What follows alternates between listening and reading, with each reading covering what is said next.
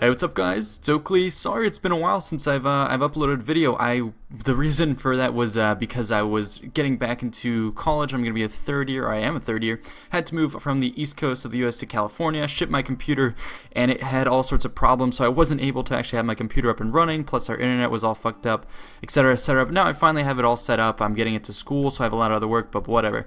I just want to let you know that I'm gonna keep making videos. I figured the quickest way to do that would just be to do an online battle and just talk to you as we go over this. So I'm gonna let the video play, talk a bit about it, but also try and talk to you guys, have a bit of a conversation. So let's go ahead and start the video.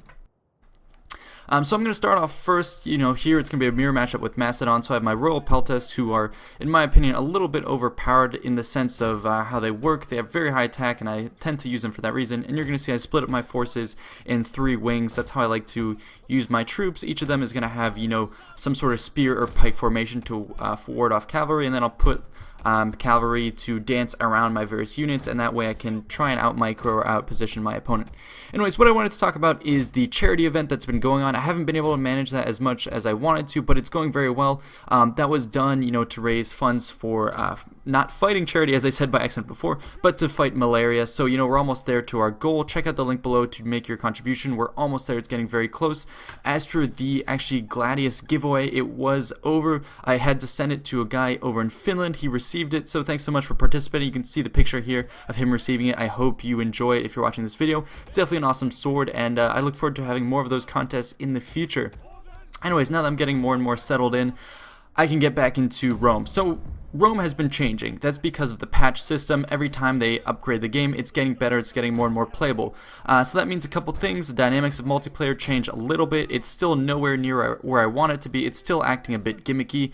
But more importantly, the campaign is something they're starting to fix. So I think at this point I can start getting into it. I know that's something I've been saying for a while, but now that I'm finally settled in, I have internet, I have everything's kind of in place, I will be able to start playing that. I'm thinking of doing it as an Eastern faction, maybe even having 2 campaigns, and we'll see what the state of the game is like. I've heard bad things about the campaign, but again, with more and more patches coming into effect, I can play more with that.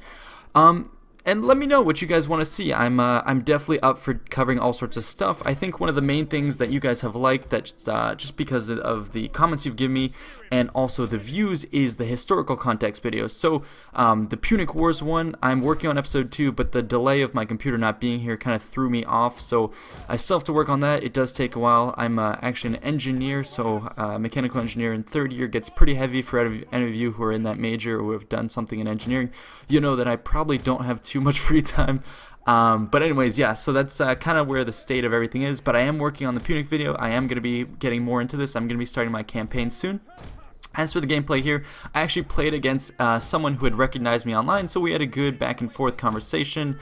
And what I'm doing here is facing off against him, and he seems like he has a similar build to me.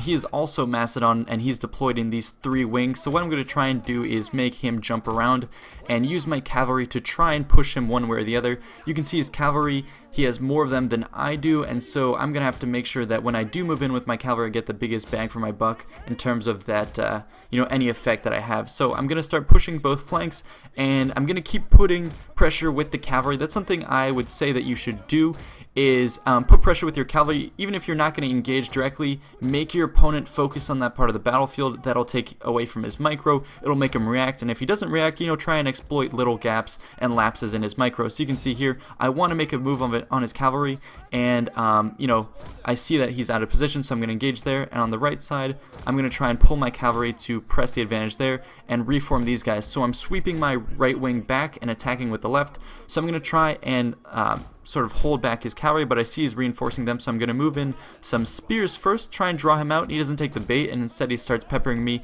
with his Cretan archers. Now that's the thing you want to do.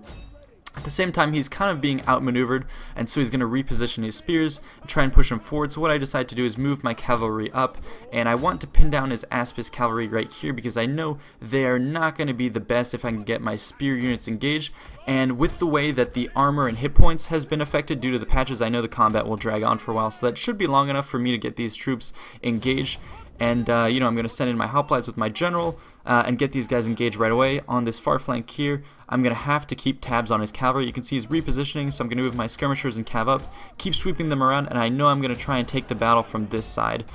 So I keep sweeping my royal peltis around the side. I'm going to try and get around his shield bearers. That's going to be the quickest way to finish him off, is to attack from both flanks. You can see his cavalry is reforming, and he's starting to move his spears up. I know now I can sort of pick apart his forces here, so he does have a sort of an advantage in the center, but they're not all engaged with my troops, so I'm going to try and engage on the wings and wrap him up there. So that's what I'm doing here. My horses in the center are not doing very well, but as anticipated, they are holding down that front. You can see I've exposed his troops in the back there, so I'm going to try and finish them off. His shield bearers are drawn out, they're not all in position, so I'm going to be able to do is move my cavalry around, strike from the back. His cavalry are going to see this gap though, and they're going to shoot the gap, and at the same time my skirmishers here need to start engaging because they have armor penetrating capabilities, especially the agrarian axemen. They do pretty well, but I'm kind of wary of his cavalry moving in, so I'm going to try and connect with them.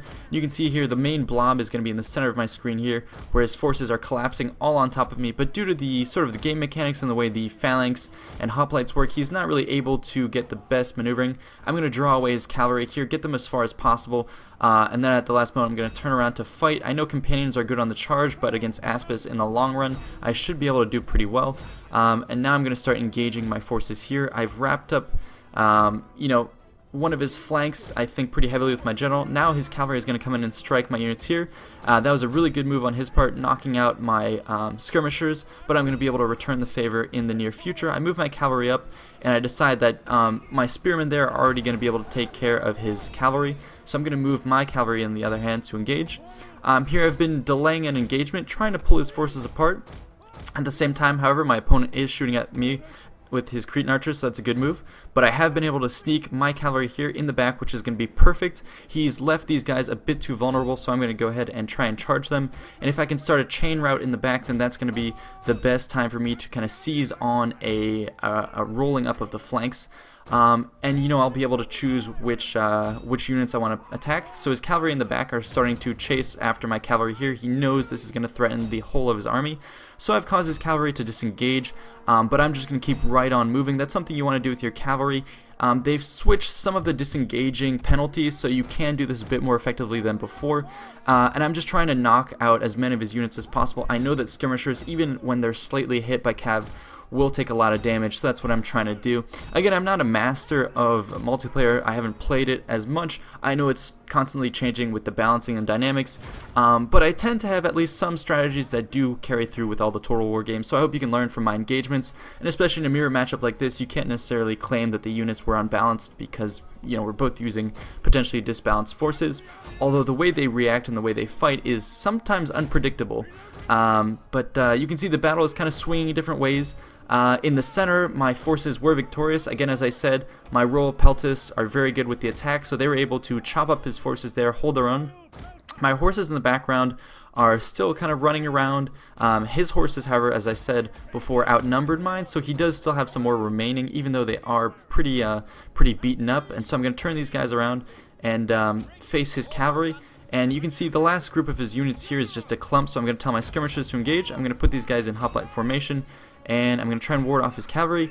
At the last moment he tries to disengage, but I still nab some of his units. So what he's going to try and do now is kind of shoot the gaps between all my forces and try and engage with my units. So right here, for example, his horses are going through the center, going right for my my skirmishers there.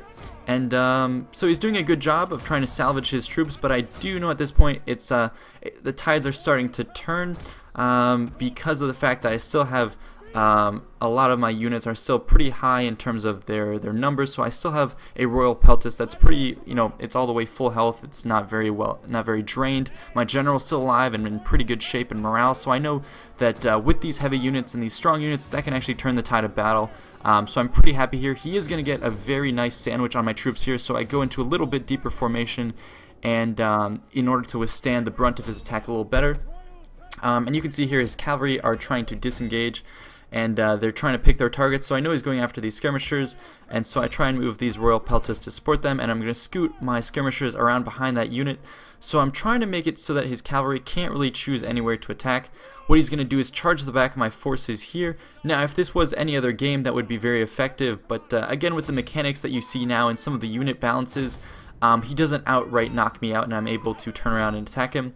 I'm using my free Royal Peltas there to wrap up any of the fights. Because my units were fresh and his were engaged, I'm able to sort of have a rolling up effect, as a lot of Total War players say, and that allows me to knock out more and more units, free them up, and eventually gain the upper hand. So I hope you enjoyed this video. I'm sorry for the delays, but again, you know, I'll be working on more and more stuff and getting you more and more content to watch. So anyways, thanks so much. I will see you guys next time, and I hope to see you online. Peace out.